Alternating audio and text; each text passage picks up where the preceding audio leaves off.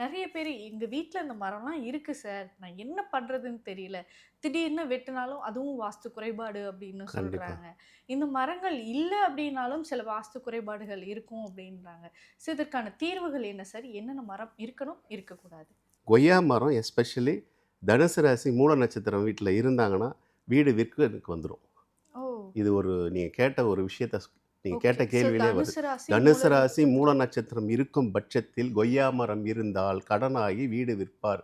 1 வீடு, 2 வீடு இல்ல, பல வீட பார்த்துட்டேன். ஓ! அத ஓகே, கொஞ்சம் உஷாரா பார்த்துங்க. ஓகே. எடுத்துடுறது பெஸ்ட்டு. திண்டிவனத்துக்கு முன்னாடி போனீங்கன்னா, ரூ. 50க்கு இவ்வளோ குடுப்பாங்க கொய்யாப்பழம். ஆமா. இதில ஒரு விஷயமே கிடையாது. இத வச்சுட்டு தேவையில்லாத பிரச்சனை வரத விட எடுத்துருங்க. இதுதான் தேவை உள்ள மரம், தேவையில்லாத மரம். ஓகே, அதில இந்த லிஸ்ட்ல வரும். ஓகே. அது பார்த்துங்க.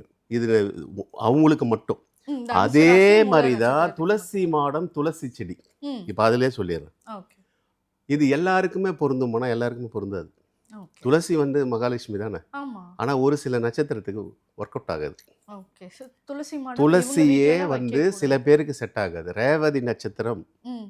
ஆயில்யம் ஓகே, இந்த மாரி நட்சத்திரத்துக்கு செட் ஆகாது. ஓகே. இது ஒரு கணக்கு இருக்கு.